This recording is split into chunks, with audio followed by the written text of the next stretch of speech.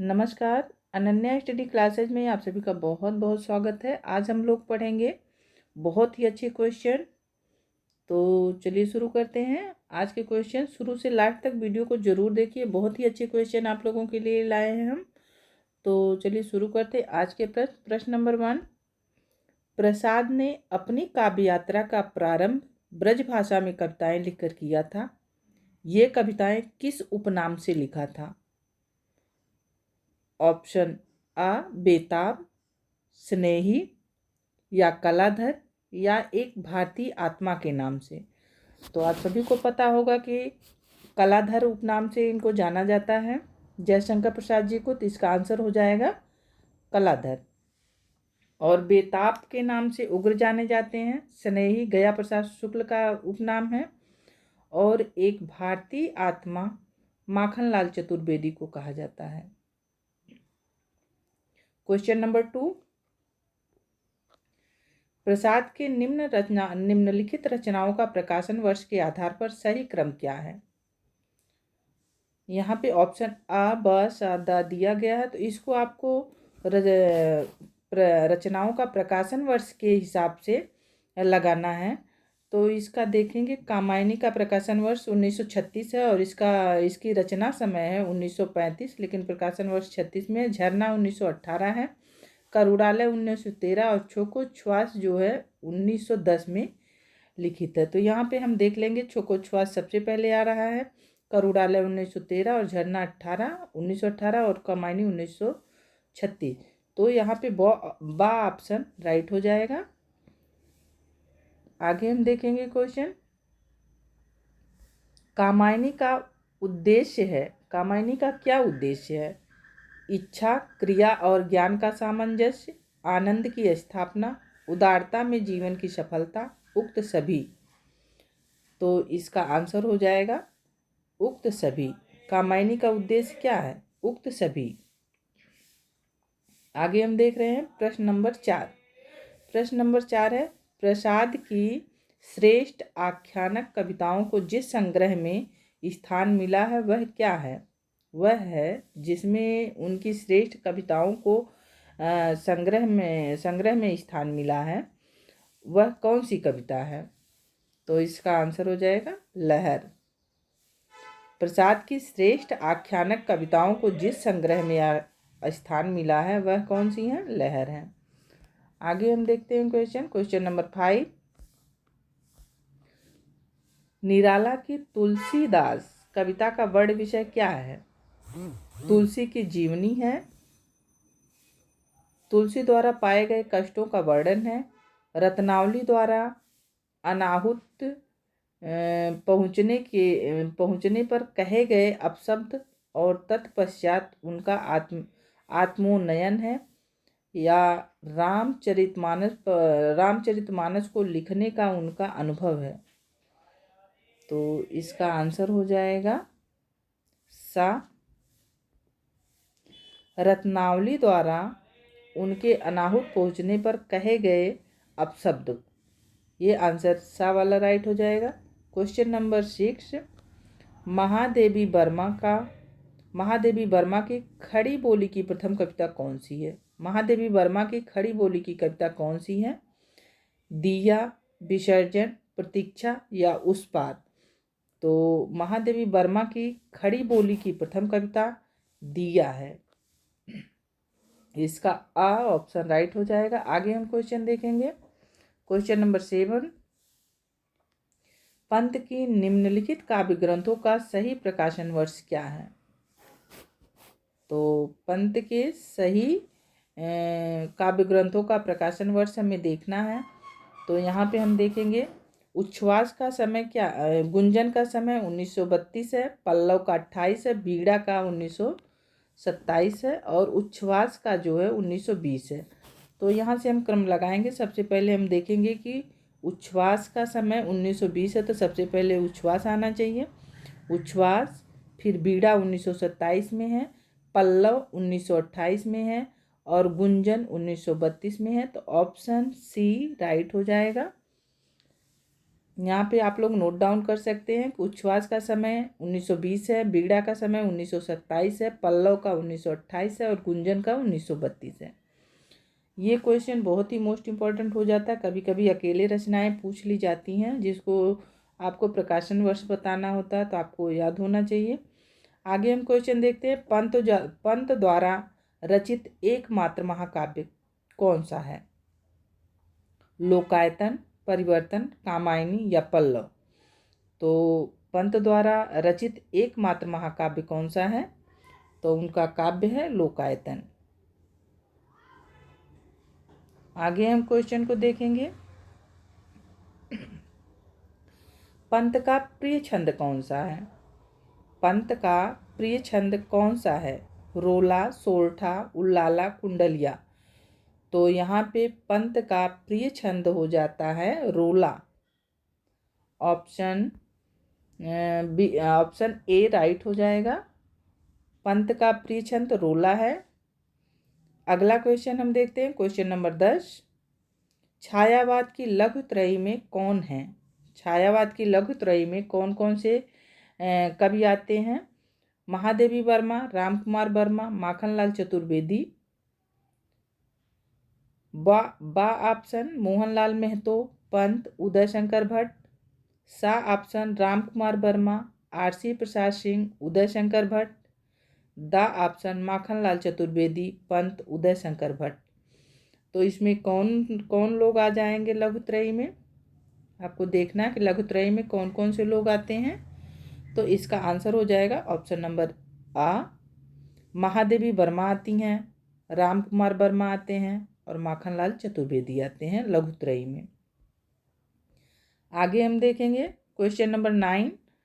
पंत का प्रिय छंद कौन सा है? ये हो गया है, फिर ये दोबारा आ गया। चलिए फिर हम बता देते हैं आपको। पंत का प्रिय छंद रोला है और इसमें लघुत्रयी में कौन सी रचना आ रही है, रचनाकार आ रहे हैं? तो महादेवी वर्मा, रामकुमार वर्मा और माखनलाल चतुर्वेदी आते हैं। ये ऑप्शन आ राइट हो जाएगा। आगे हम देखेंगे क्वेश्चन नंबर 10। राका मानसी विसर्जन, युगदीप आदि कविता संग्रहों के रचयिता कौन है? उदय शंकर भट्ट, रामकुमार वर्मा, केदारनाथ मिश्र या मोहनलाल मेहतो? तो यह आप लोगों को पता ही होगा कि राका मानसी विसर्जन और युगदीप आदि कविता का संग्रह जो है ये उदय शंकर भट्ट की रचना है। ऑप्शन आ राइट हो जाएगा। अगला प्रश्न हम देखेंगे क्वेश्चन नंबर 12।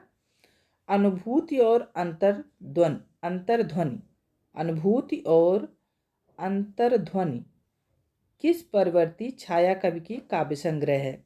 जनार्दन प्रसाद द्विज की, उदय शंकर भट्ट की, केदारनाथ मिश्र की या रामकुमार वर्मा की?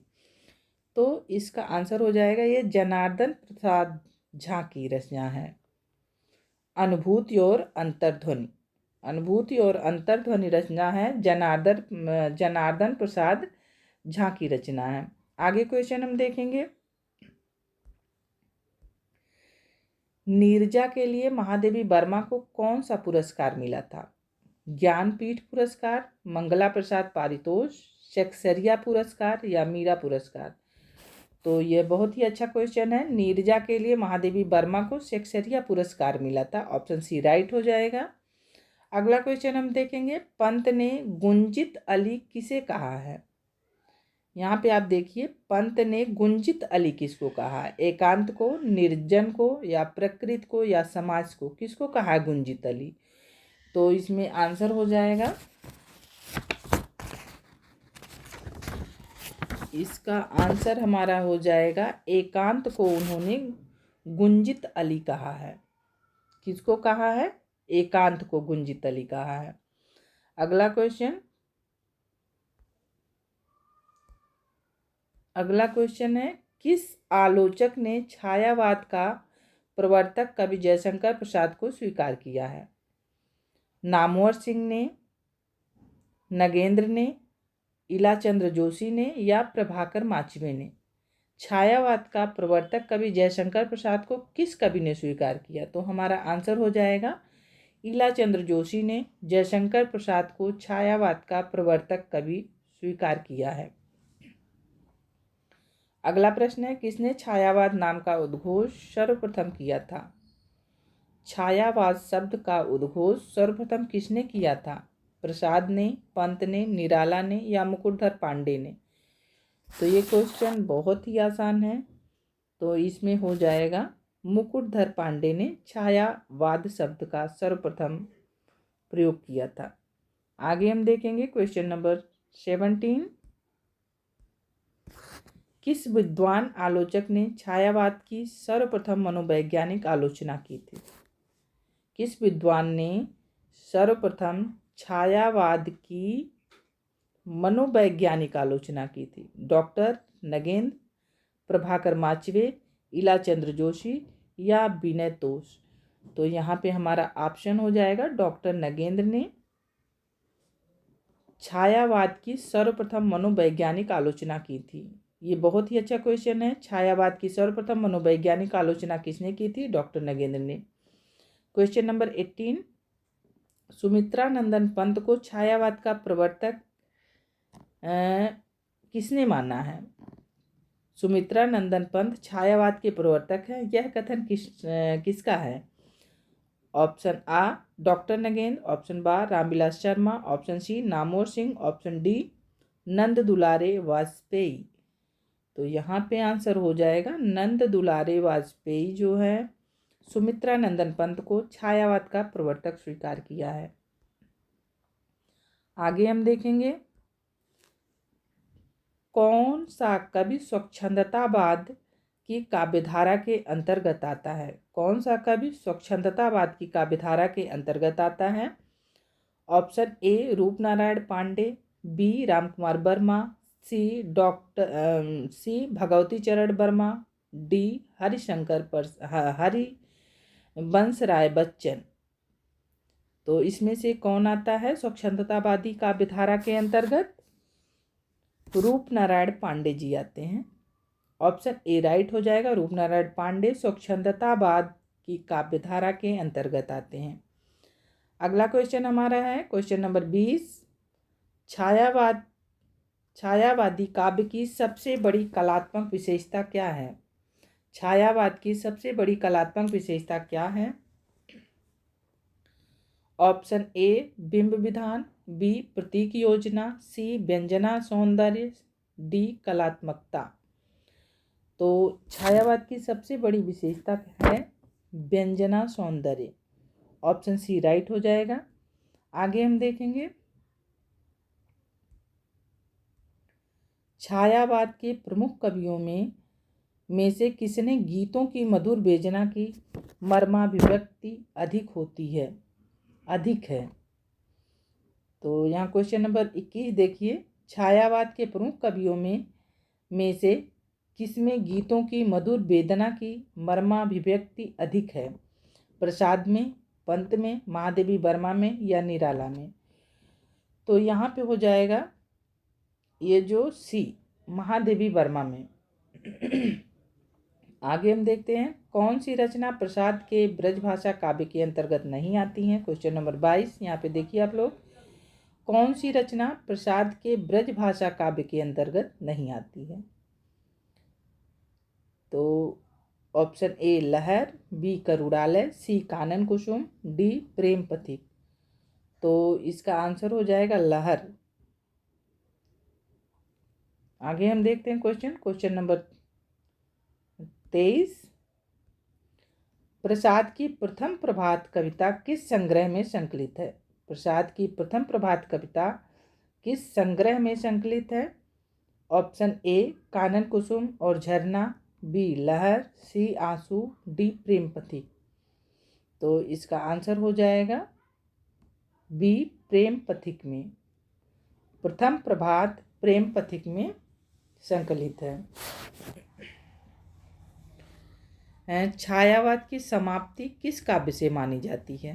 क्वेश्चन नंबर 24 यहाँ देखिए, छायावाद की समाप्ति किस काव्य से मानी जाती है? आ दीपशिखा, ब युगांत, स कुकुरमुत्ता, द कामायनी। तो इसका आंसर हो जाएगा द कामायनी से छायावाद की समाप्ति मानी जाती है। कामायनी रचना जयशंकर प्रसाद की है, आप लोगों को पता ही होगा। इसका समय 1935 ईस्वी है और इसका सर्ग इसमें कितने हैं? कुल सर्गों की संख्या 15 है। आगे हम क्वेश्चन देखेंगे। क्वेश्चन नंबर 25, पंत की अभिव्यक्ति का सर्वप्रथम माध्यम रहा है खंड काव्य, प्रबंध काव्य, गीत काव्य या गीत नाट्य? तो इसका आंसर हो जाएगा गीत काव्य। इसका आंसर क्या हो जाएगा? गीत काव्य रहा है। पंत की अभिव्यक्ति का सर्वप्रथम माध्यम रहा है, क्या रहा है? गीत काव्य रहा है। अगला क्वेश्चन है, निम्नलिखित में से कौन सी छायावादी कवि शुद्ध रहस्यवादी हैं? शुद्ध रहस्यवादी कवि कौन से हैं छायावाद के? तो ये हम क्वेश्चन 26 देख रहे हैं। निम्नलिखित में से कौन छायावादी कवि शुद्ध रहस्यवादी हैं? महादेवी वर्मा, जयशंकर प्रसाद, निराला या सुमित्रा नंदन पंत? तो यहाँ पे शुद्ध छायावादी रहस्यवादी कवि हैं। छायावादी कवि शुद्ध रहस्यवादी हैं। ठीक, छायावादी कवि शुद्ध रहस्यवादी कौन है? ये निराला हो जाते हैं। ऑप्शन नंबर सी राइट हो जाएगा। आगे हम क्वेश्चन देखते हैं। निराला की कौन सी रचना व्यक्तिपरक है? निराला की कौन सी रचना व्यक्तिपरक है? Option A Archana, B Saroj Smriti, C Ram की शक्ति पूजा, डी तुलसी राम? तो इसका आंसर हो जाएगा सरोज स्मृति। सरोज इनकी पुत्री का नाम था और यही जो है व्यक्तिपरक इनकी रचना मानी जाती है। क्वेश्चन नंबर 28 हम देखेंगे। निराला की आत्मान्वेषण संबंधी काव्य ग्रंथ कौन सा है? ऑप्शन ए राम की शक्ति पूजा, बी नए पत्ते, सी कुकुरमुत्ता, डी परिमल? तो इसका आंसर हो जाएगा राम की शक्ति पूजा। आगे हम क्वेश्चन देखेंगे। ये वाला क्वेश्चन बहुत अच्छा है। दीपक और बादल किसके सबसे प्रिय प्रतीक शब्द हैं? निराला के, रामकुमार वर्मा के, महादेवी वर्मा के या पंत के? तो इसका आंसर हो जाएगा महादेवी वर्मा के। दीपक और बादल सबसे प्रिय प्रतीक शब्द हैं, दीपक और बादल। अगला क्वेश्चन है, महादेवी वर्मा की प्रथम रचना कौन है? निहार, रश्मि, नीरजा, दीपशिखा? तो महादेवी वर्मा की प्रथम रचना है निहार। आगे हम देखेंगे, निराला का दार्शनिक सिद्धांत क्या था? Question number 33। निराला का दार्शनिक सिद्धांत क्या था? अद्वैतवाद, द्वैतवाद, एकेश्वरवाद या सर्वहितवाद? तो इसका आंसर हो जाएगा अद्वैतवाद। निराला का दार्शनिक सिद्धांत क्या था? अद्वैतवाद था। क्वेश्चन नंबर 34 हम देखेंगे, कौन सी रचना निराला की दार्शनिकता पर आधारित है? परिमल, अर्चना, अणिमा या आराधना? तो इसका आंसर हो जाएगा अणिमा। निराला की दार्शनिक है, कौन सी रचना दार्शनिक है? अणिमा। अणिमा रचना इनकी दार्शनिक रचना है निराला जी की। आगे का क्वेश्चन हम देखेंगे, छंद बंद ध्रुव तोड़ फोड़ कर पर्वत कारा किसकी पंक्तियां हैं? क्वेश्चन नंबर 35 बहुत ही अच्छा क्वेश्चन है। यहाँ देखिए, छंद बंद ध्रुव तोड़ फोड़ कर पर्वत कारा किसकी पंक्तियां हैं? Option A Nirala, B Pant, C Bhagwati Charan Verma, D प्रसाद? तो यहाँ आंसर हो जाएगा ये पंत की रचना है।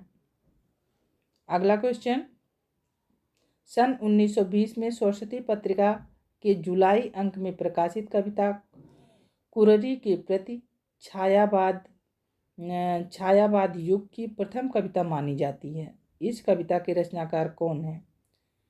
ये जो कुररी के प्रति है, छायावाद युग की प्रथम कविता मानी जाती है। यह कविता किसकी है?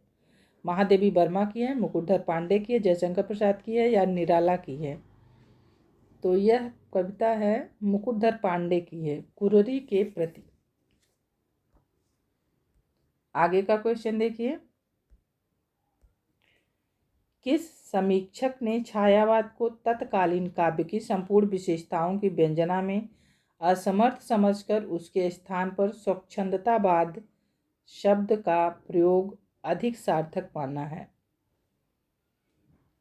तो यहाँ पे आंसर ऑप्शन है आ डॉक्टर बच्चन सिंह, बा प्रोफेसर वासुदेव सिंह, शाह doctor Namvar Singh, D doctor Ram Kumar Verma. तो इसका आंसर हो जाएगा डॉक्टर बच्चन सिंह।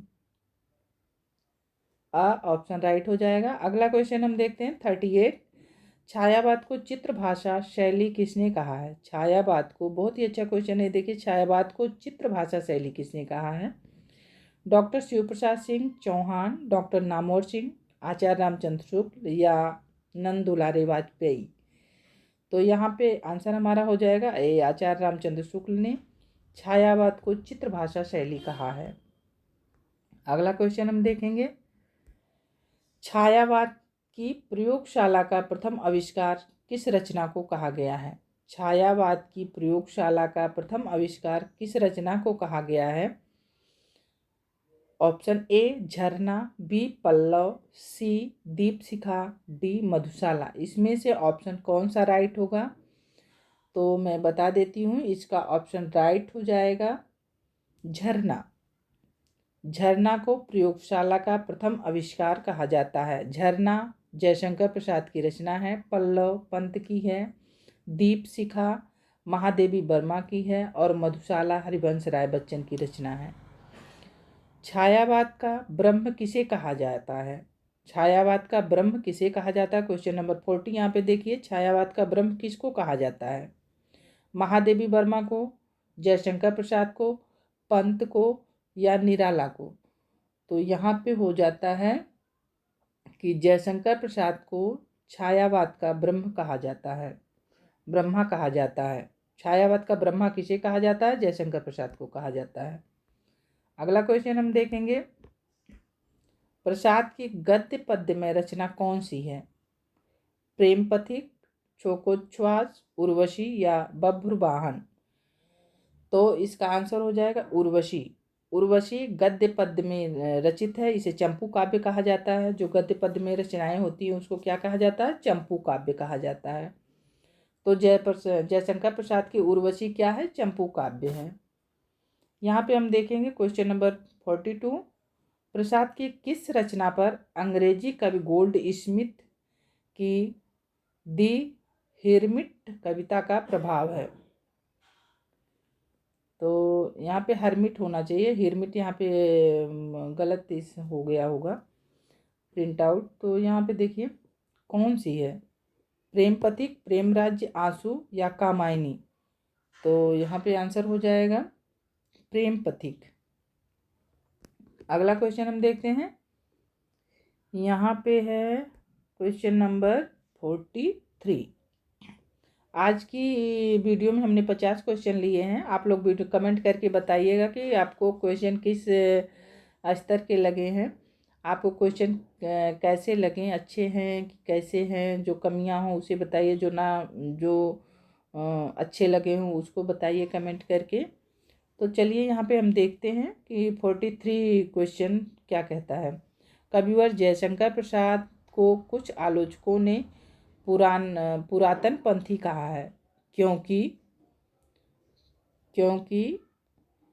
साहित्यिक सृजन में संस्कृत ऐतिहासिक और पौराणिक कथानों का आधार बनाया गया है।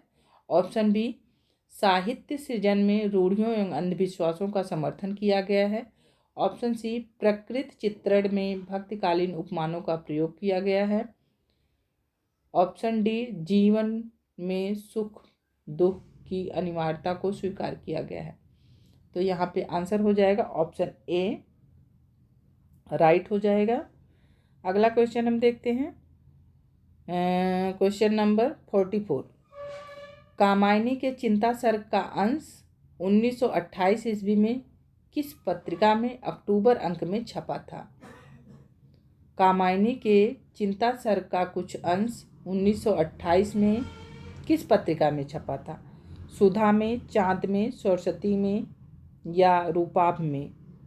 तो इसका आंसर हो जाएगा सुधा पत्रिका में जो है जो 28 का कामायनी का कुछ अंश कामायनी के चिंता सर का कुछ अंश जो 1928 में छपा था वह जो है सुधा पत्रिका में छपा था। आगे हम देखते हैं क्वेश्चन को। युग प्रवर्तक किस कवि को माना जाता है? युग प्रवर्तक किस कवि को माना जाता है? यहाँ पे देखिए बहुत अच्छा क्वेश्चन है। युग प्रवर्तक किस कवि को माना जाता है? ऑप्शन ए प्रसाद, पंत, निराला या महादेवी वर्मा। तो यहाँ पे आंसर हो जाएगा युग प्रवर्तक निराला को माना जाता है। ऑप्शन सी राइट हो जाएगा। अगला हम देखते हैं छायावादी काव्य का रुद्र किसे कहा जाता है? छायावादी काव्य का रुद्र किसे कहा जाता है? निराला को, प्रसाद को, पंत को या महादेवी वर्मा को? तो छायावादी काव्य का रुद्र जो है निराला को कहा जाता है। ये आप लोग नोट डाउन कर सकते हैं। बहुत अच्छा क्वेश्चन है। Question number 46। छायावादी काव्य का रुद्र किसे कहा जाता है? निराला को। आगे का क्वेश्चन है निरालाकृत राम की शक्ति पूजक की पूरक कृति कौन सी है? अनामिका, परिमल, सरोज स्मित या कुकुरमुत्ता? निराला कृत राम की शक्ति पूजा। यहाँ क्वेश्चन 47 देखिए। क्वेश्चन 47 क्या कह रहा है कि निराला कृत राम की शक्ति पूजा की पूरक कृति कौन सी है? अनामिका है, परिमल है या सरोज स्मित है या कुकुरमुत्ता है? तो यहाँ पे हो जाएगा सरोज स्मृति।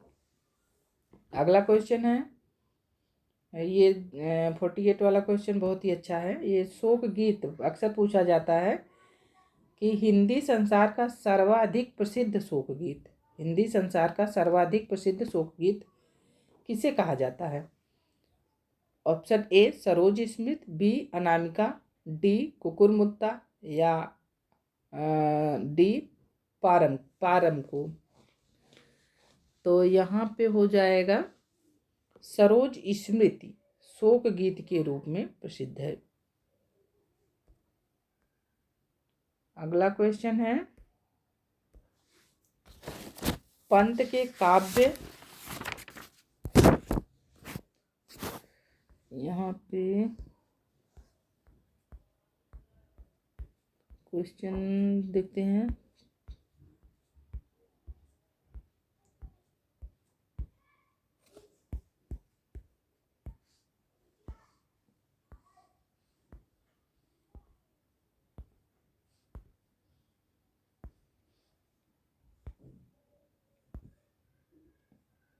हाँ ये रहा क्वेश्चन, क्वेश्चन नंबर 49।